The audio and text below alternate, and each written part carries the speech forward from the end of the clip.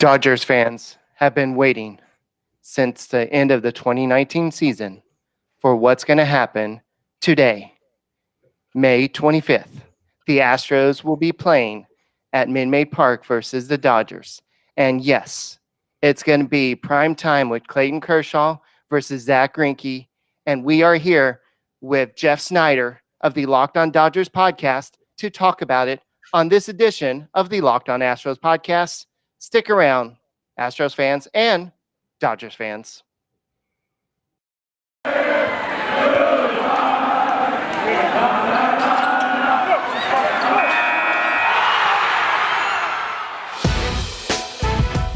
It's the Locked On Podcast Network, your team every day.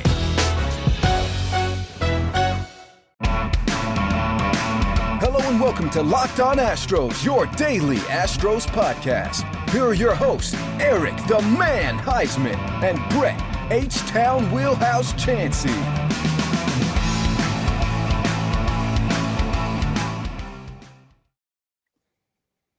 We are Locked On Houston Astros, and we hope that you join us for a daily Locked On Astros podcast. My name is Eric Heisman. You can find me on Twitter at Eric Talk Stros. You find the show at Locked On Astros, your team every day. And today we are unfortunately the Locked On Dodgers podcast as well. And we'll talk to this other guy in a second. But Brett, where can they find you at? They can find me at H-Town Wheelhouse on Twitter and at Stros411 on Twitter, Instagram, and Facebook. Always positive, always Stros. And this handsome guy down there, his name is Jeff Snider. Where can they find you on Twitter? I am on Twitter at Snidog, S-N-I-D-O-G. It's just my last name with an og instead of an er.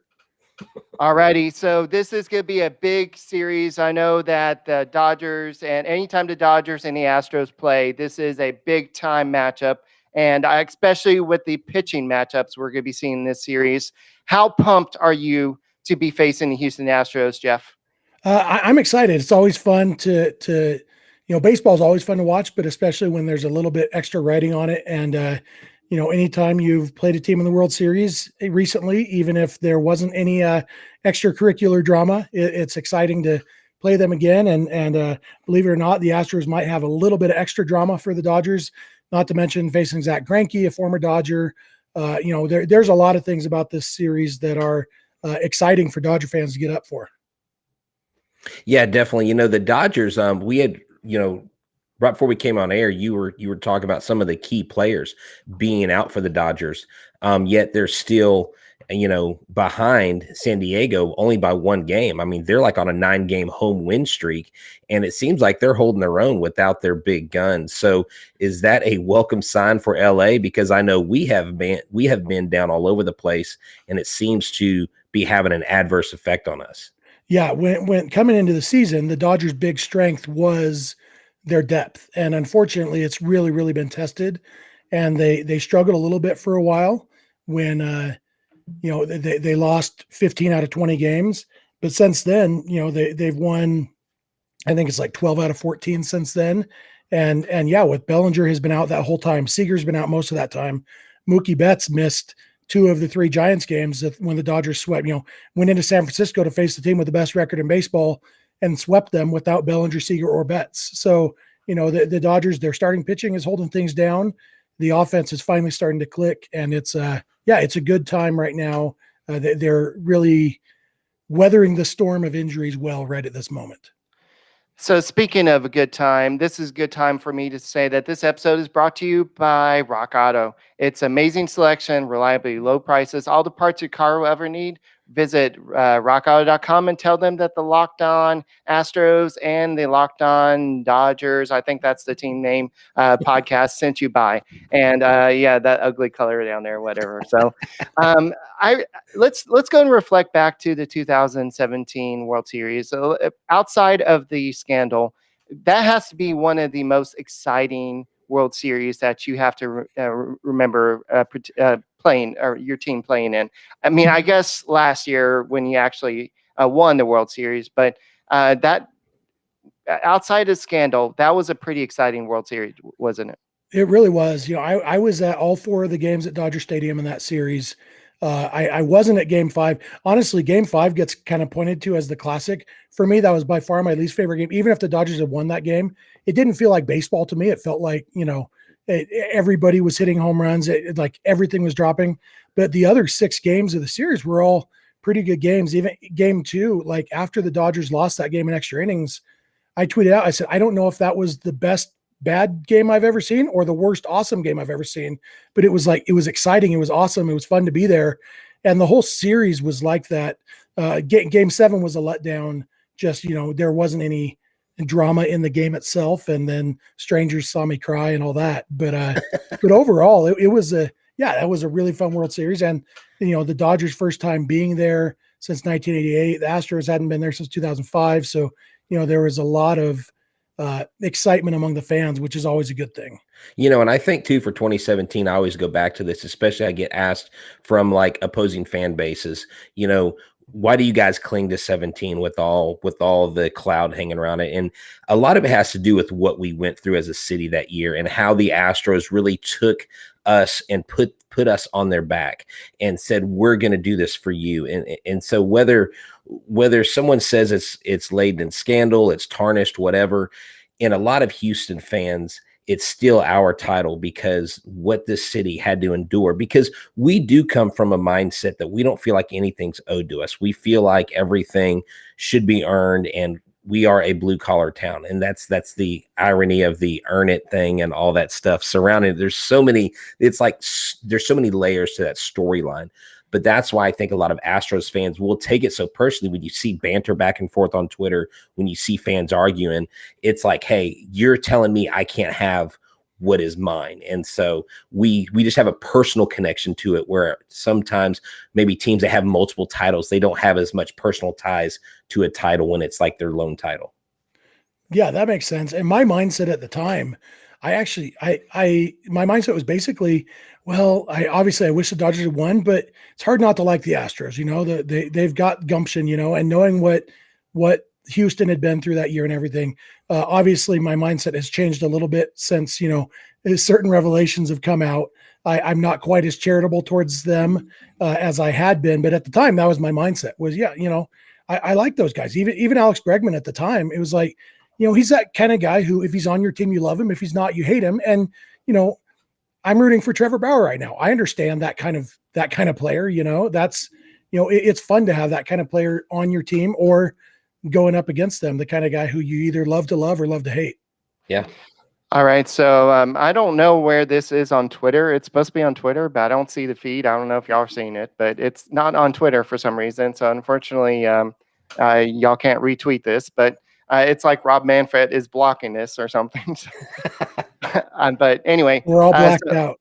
Yeah, it's blacked out or something. Too hot to handle or something like that. But what were your first initial thoughts when the whole scandal, when Mike Fiers came out with the whole, well, this is what the Astros did?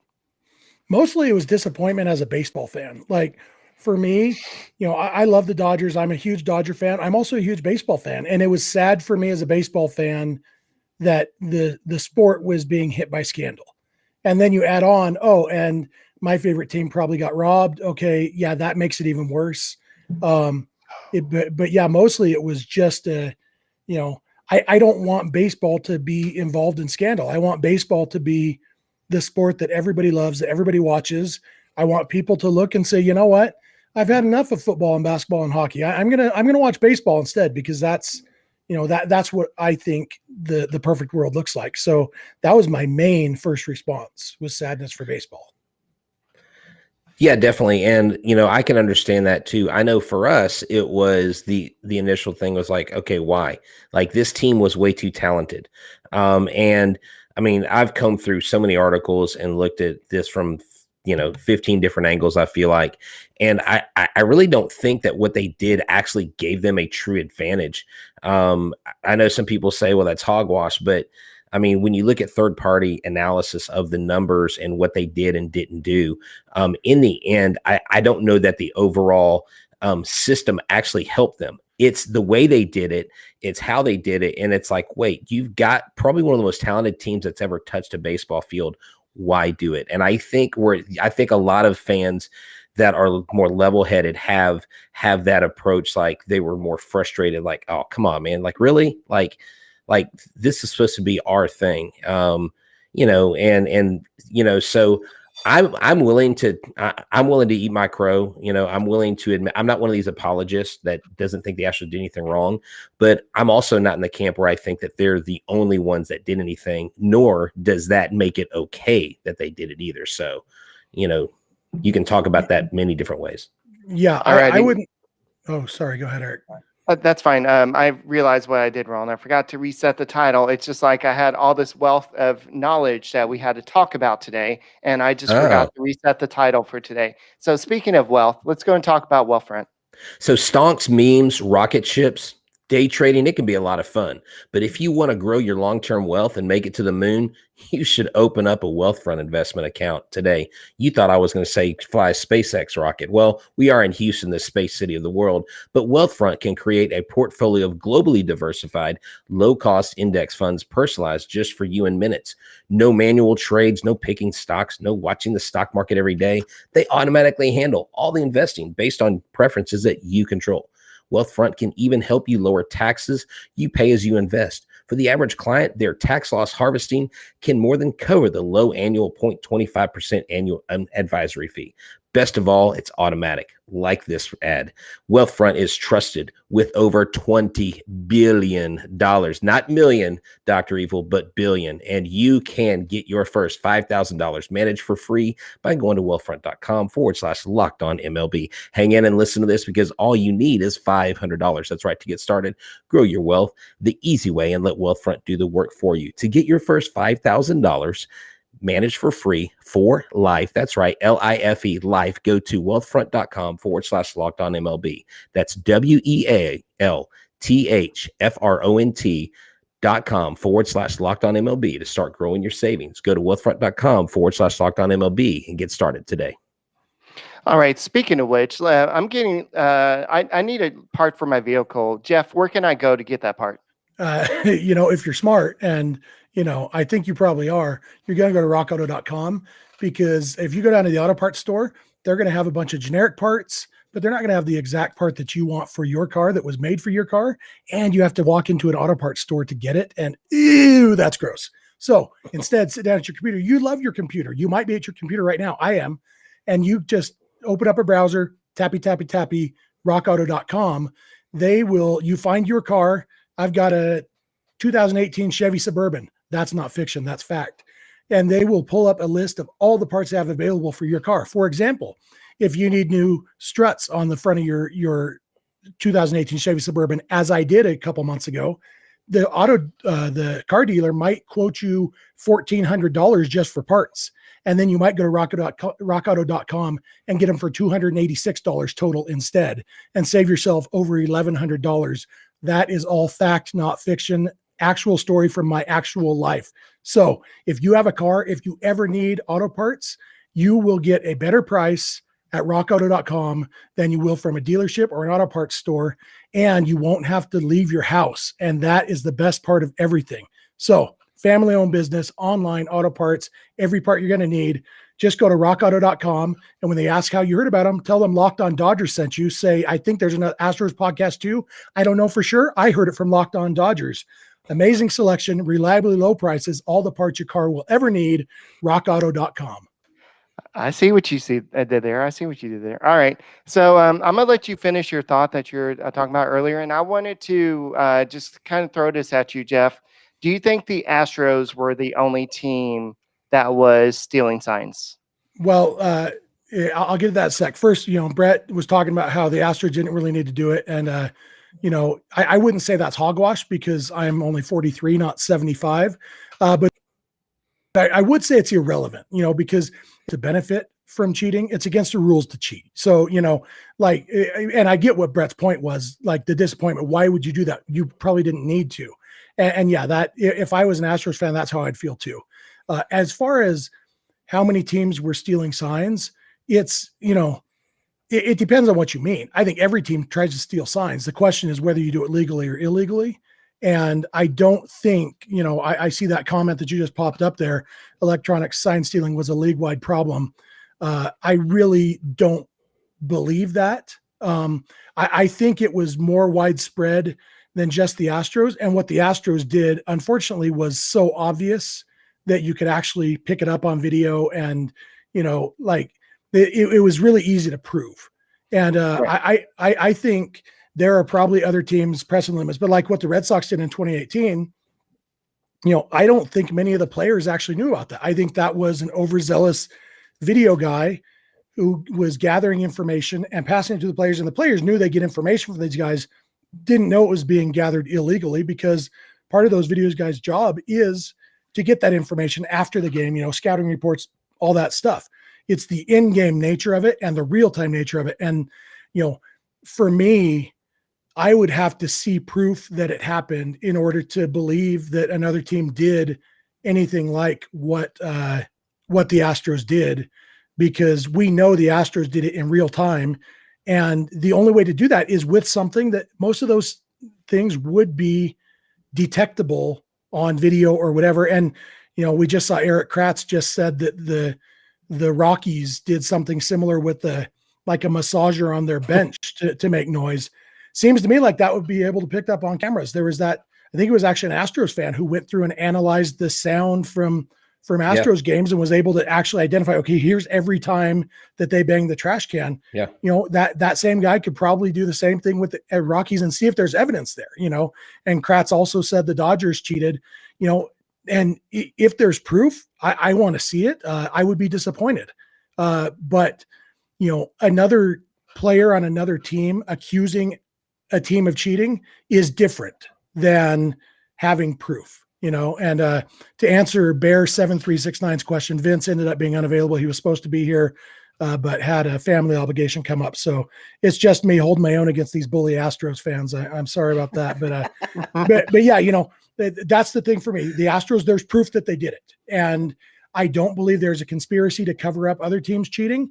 I think there's just not proof of other teams, and everything the MLB has gotten proof of, they've punished depending on your point of view. And, for the, if there's proof of other teams, then I want to see it. All right. So I know, Brett, you kind of sent some, I guess it's a radio show in LA, and they said that Clayton Kershaw should hit Jose Altuve in tomorrow's game. Is that a viewpoint that you kind of endorse, Jeff? No. When you hit a batter, he gets to go to first base, which makes him 90 feet closer to scoring. I think throwing at somebody on purpose is stupid anytime. Even last year with Joe Kelly and Alex Bregman, it was 3-0, and I don't believe Kelly was throwing at Bregman. I think Kelly realized, I'm not going to get this guy out. I'm going to walk him anyway, so I'm going to throw this one behind him. I didn't condone that either. I said, it was way too close to his head. And to be fair, Alex Bregman's head is a really big target, but it was way too close to his head for comfort. I didn't like that. And I'm definitely not in favor of putting the opponent on base on purpose. So even just for baseball reasons, even if there wasn't a chance of severely injuring someone, I don't like, I don't like throwing at people. No, yeah, definitely. I think, that's really an old school moniker. I heard Nolan Ryan on an Astros broadcast talking about a conversation he had with Satchel Paige. I mean, you want to talk about a throwback conversation. He asked Satchel Paige, "What's your favorite pitch?" He said, "The bow tie." And Nolan said, "What's the bow tie?" He said, "It's where you throw it right around their neck so they feel like they're wearing a bow tie so they don't crowd the plate." And anytime someone dug in at the plate, Nolan was letting you know that that's my plate. And that was a little different. I remember growing up watching Roger Clemens throw at Mike Piazza. I know that was a big controversy. We saw the guy from the Mets, the other day get drilled right in the face on accident. So anyone calling for players to get dinged, to get hit, I think it's lame. I mean, I don't think I've ever called for another player on another team to get hit, because you're playing with someone's life. You're playing with injury, because if that ball, you could be going for their hip, and if that ball goes in the wrong place, you could do permanent damage. And that baseball is being thrown harder than anything coming at them. And so, it's just one of those things. Man, we've got a lot of comments up here, Eric. I'm going to let you regulate them. I like some things they're saying. What do you think? Yeah, I mean, we can keep on talking about this, but I want to kind of talk the hot and coldness of both the teams. I saw a tweet today that Dodgers stretches this season. They went 13-2. then they went 5-15, then they went 11-1. Is that true, Jeff? Yeah, it is true. And, I honestly, I think the Dodgers are closer to the 13-2 and 11-1 team. Obviously, I don't actually think they're a true talent 140 win team, but, I think the 5-15 was the fluke there. And I think the Dodgers are likely to be, they'll probably, I don't think they'll have another stretch like the 5-15. I'm sure they'll have stretches where they're, they go 6-4 or even 5-5. But I think the Dodgers are an excellent team that's going to win a really high percentage of their games. And, when they were struggling, I've said this before on our podcast, like the phrase, it's a long season, can be good news for some teams and bad news for other teams, and I think for the Dodgers, it is good news because it is a long season. Cody Bellinger is going to come back. Mookie Betts is going to get healthy. Corey Seager is going to come back. Zach McKinstry, who, before the season, we didn't know that he was going to be a big part of the team, but he is really, really good. He's going to come back.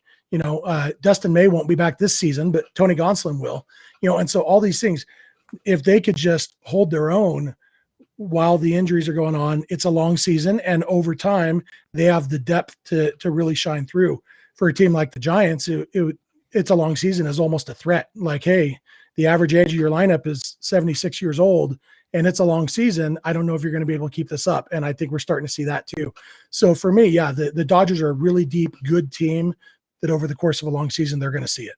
So one of the things I noticed, Eric, when you look at the team stats is, the Dodgers have only walked 130 batters, where the Astros have walked 154. I mean, that's 24 more batters in a short amount of time there, and only 47 games that we played. And walks and the control of our pitchers has been an issue. Our bullpen has just been an absolute dumpster fire at times. A 4.06 ERA compared to Dodgers 3.60 ERA. And but I found this: the Dodgers bullpen has walked 78 batters, and the Astros have only walked 69, unless I was looking at the wrong stats. So the Astros relievers have struck out 170 compared to the Dodgers 159. Interesting. So, the Dodgers bullpen has been a big question mark for them, partly because they've had so many injuries to pitchers that they've had a lot of guys coming in relief who should have been coming in AAA. And, and that's, that's starting to get better. They're starting to get healthier. But yeah, right now, the Dodgers bullpen is a question mark. So it's kind of hard to bet on either one of the bullpens. So it's kind of like they need to go to betonline.ag, right, Brett? That's right. Bet online is the fastest and easiest way to bet on all the sports action. Whether you want to bet on the over and under on what the odds of the Dodgers and the Astros playing another World Series, go to Bet Online. Baseball season is in full swing, and you can keep track of all the action on Bet Online. Like myself, during the Super Bowl, I actually won a little bit of cheddar making some bets and bet on the Tampa Bay Buccaneers. Boy, that worked out well for me. Thank you, Tom Brady. Get all the latest news, odds, and info for all your sporting needs, including MLB, NBA, NHL, and all your UFC MMA action. I mean, you may want to bet on whether or not LeBron James and the LA Lakers are going to get out of the first round. No one ever thought they saw that coming. Or will the Rockets get the #1 draft pick? Before the next pitch, though, for the Astros Dodgers, head over to Bet Online on your laptop or mobile device and check out all the great sporting news, sign-up bonuses, and contest information. Don't sit on the sidelines anymore. This is your chance to get in the game as teams prep for their runs for the playoffs, or whether they're in the prime of the playoffs. Head to the website or use a mobile device to sign up today and receive your 50% welcome bonus on your first deposit. Bet Online, your online sportsbook experts. Promo code Locked On. Next time one of our bullpens kind of gives up some runs, I think we need to have Built Bar to kind of just relax ourselves. Jeff, tell us a little bit about Built Bar. Well, if you're watching this live right now, you can see me. You can tell I fill out this shirt pretty well, this good-looking Dodger shirt. About 6 months ago, I used to fill it out even more, but I've been healthier. Part of the reason I fill it out so well is because I really like candy bars. And what I've discovered is Built Bar, it tastes like a candy bar, except it's healthier. You don't have to feel guilty. You don't get fatter for eating it. In fact, you can get in better shape because they are low carb, low sugar, high protein, high fiber. And they taste delicious. Most protein bars, SUCK, they'll suck. They are bad. Is not. Built Bar is the best tasting protein bar ever. They have like 20 different flavors. They all have chocolate in them. Everybody loves chocolate, and they are delicious. My personal favorite is the coconut chunk.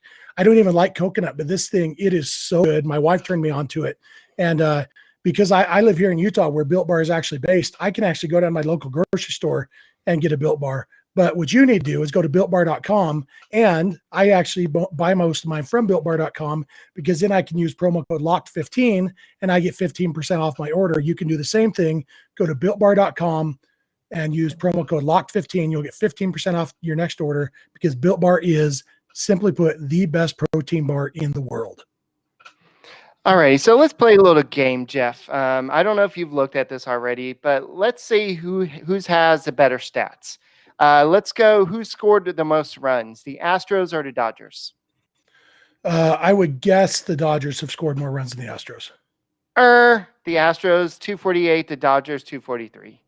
All right, who has the most hits, the Astros or the Dodgers? Probably the Astros, because the Dodgers get a lot of walks and really rock the OBP.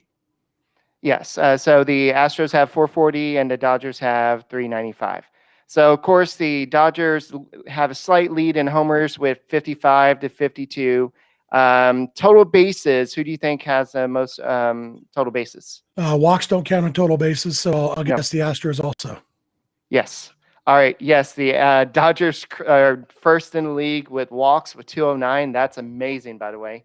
So the Astros only have 150. Now, here we go.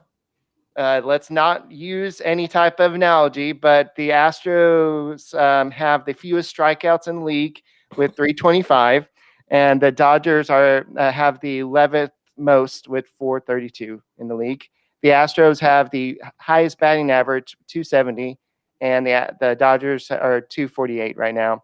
And the Astros have the second highest OPS with 761. The Dodgers are close with 757. With that, the teams are very close offensively. But if you look at the pitching staff, the Dodgers are a lot better. I would say that if you look at the Dodgers pitching rotation, it's definitely got, I mean, just looking at the top talent, it's definitely better than the Astros in the grand scheme of things. But I'm not saying the Astros starting rotation is not great, but you definitely have some names there. Trevor Bauer, how are you liking him? I know he's not very popular around these parts. Yeah, Trevor Bauer is, like I said earlier, he's a guy who, if he's on your team and you don't have biases against him, you're going to root hard for him. I root for the name on the front of Trevor Bauer's jersey at least as much as the name on the back. And he's pitching well for the Dodgers, so I like him. I think, without getting into too much of his personal drama, I think that, I think a lot of the concerns about Trevor Bauer personally have been overblown, which I think applies to most people. And so, I don't worry about that. I worry about what he does on the field. And, he's donating a lot of money to charity too. He's giving away $10,000 every time he strikes out a batter. And so, I have nothing bad to say about Trevor Bauer right now. Yeah, I think with Trevor Bauer, for us, it is how he has made it a point to go after or go directly at the Astros, trolling them last year with the trash can shoes, wearing the shirt, the whole cheater shirt, calling, they're cheaters, they're hypocrites, all this stuff. And so that's one of the things but Trevor Bauer comes across to me. He reminds me of people that I went to high school with. Like you thought they were kind of cool, but they were always saying things to piss you off. And you had to learn how to interact with them, because maybe you sat next to the guy in class, but you knew that if you caused a scene, that you would probably be the one to get in trouble. So you just kind of had to learn how to get along with them. And I think so. That's the way people see him, more of a kind of just kind of like a miserly, just naggy kind of guy, like just trying to get under your skin. How can he get you riled up? With this whole samurai celebration that he did recently on the mound. And it's just, I think, the arrogance that he comes across. He's a very smart guy, But I just think Astros fans, he's rubbed them the wrong way. And I think he continues to do it, maybe because we talk about it a lot. So it's just kind of like he pokes a bear, we scream, he pokes a bear again. There's no maybe about that. Trevor Bauer likes to be the center of conversation. And when people are talking about him, he says, ooh, I should do the same thing that made people talk about that. Hey, Paul Valadez in the chat. Let me just recommend to you a book. It's called Stealing Home by Eric Nussbaum. It talks all about that, about how Dodger Stadium was built. And you can read that, and then you'll understand it a little bit better that the Dodgers didn't actually take that land. The city of LA had already taken it about 7 years before the Dodgers moved to LA. And the project that they were planning on doing there had already fallen through, but 98% of the residents of Chavez Ravine had already been kicked out long before the Dodgers even decided to move to LA. So, as much as I respect your trash talk from 70 years ago, you should probably get it accurate before you work on that one. All right, so let's go look at the pitching matchups for the series. We already kind of talked about it's Clayton Kershaw, who has a 6-3 record with a 3.18 ERA, versus Zach Greinke with a 4-1 record with a 3.77 ERA. I know Zach Greinke is a former Dodger. Is this a pretty good matchup, especially with Greinke returning back to Dodgers? To face the Dodgers. Yeah, it's always fun when the Dodgers face Greinke. My wife actually jokingly said, I don't know who I'm going to root for because she loves Zach Greinke. But, she got the right answer. She knows who she's rooting for. Zach Greinke is a totally different pitcher than he was when he pitched for the Dodgers. He used to have a fastball, and he's still a very good pitcher because he's very smart, has a lot of, he really has good command, manages his stuff really well. But, the Dodgers faced Zach Greinke on opening day when he was with the D-backs a couple of years ago, and they ended up hitting 6 home runs off of him, 4 off of him, 8 total in the game, knocked him out in the 4th inning or something. I don't think Zach Greinke isn't intimidating anymore. He's still a very good pitcher, but he's not intimidating on the mound. And so it's really going to come down to the Dodgers being selective. Greinke has to get you chasing out of the zone to really be successful. And the Dodgers, like we said, they walk a lot. They most of the time are pretty good at making pitchers come into the zone. And so it's a decent matchup for the Dodgers. Hey, Jeff, where can Paul Valadez find you on Twitter so y'all can continue this conversation? Actually, I don't think I already told him the name of the book. I'm done with the conversation. Read the book, Stealing Home by Eric Nussbaum. Yeah, actually, I don't think Paul's on Twitter anymore. I think he dropped off this year from Twitter. But Clayton Kershaw is 6-3.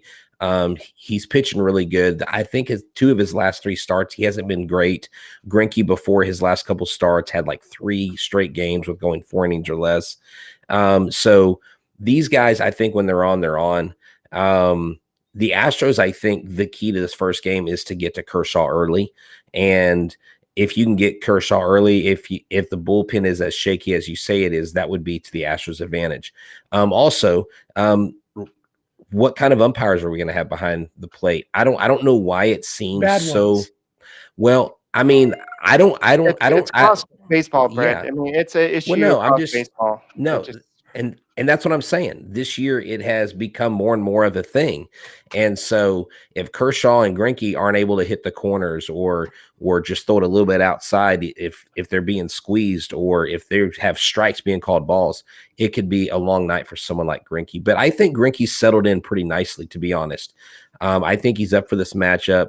Hopefully he takes advantage of some of your main guys not being in there.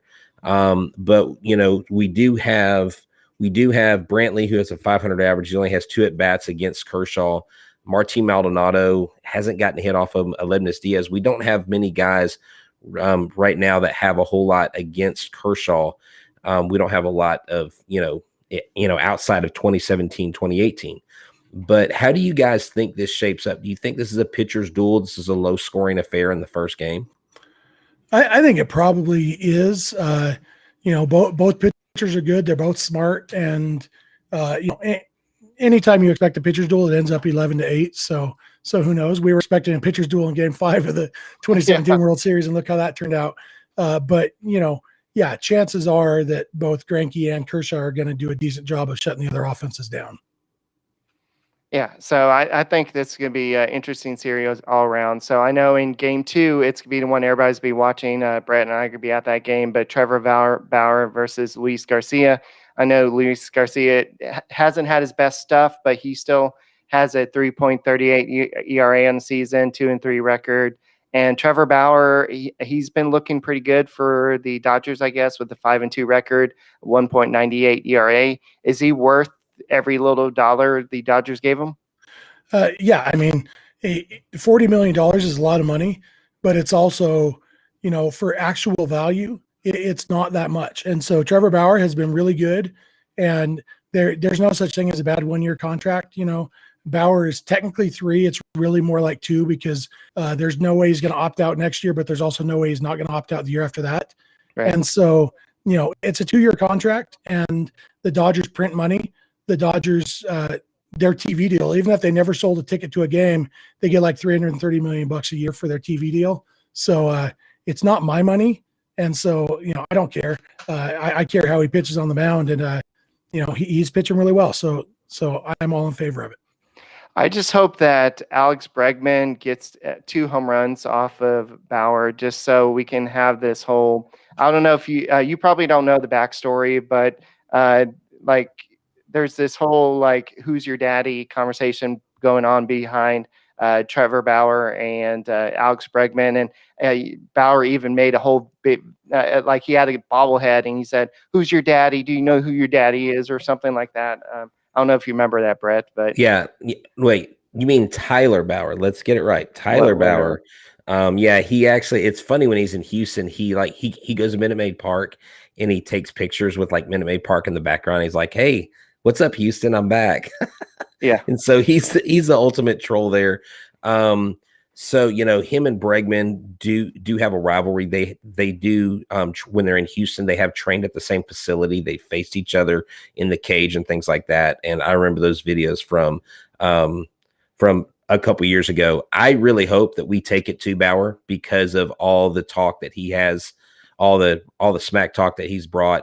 I personally, as a coach, I like to see athletes talk big and then get knocked down a notch because I think that's good. I think that's good for the player because pride always comes before the fall. So Tyler Bauer is definitely the bad guy in the story here, where if he's a hero, he's a dark knight at best. But I would say that the Astros have to do their job and get him knocked out early as well because he has been on his game. All right. So, Jeff, do you have any final thoughts before we close out this podcast? 154 is Alex Bregman's batting average against Trevor Bauer in his career. So, it's oh, you had to look at that. Okay. I did look it up, 0 home runs. So yeah, he might get his first 2 homers. His 2 hits are doubles. So he's got a 308 slugging percentage. So that's not bad. Sorry, that is bad. I got those mixed up. I'm not going to sit here and defend Trevor Bauer for anything. Like I said, I root for Trevor Bauer because he's a Dodger. If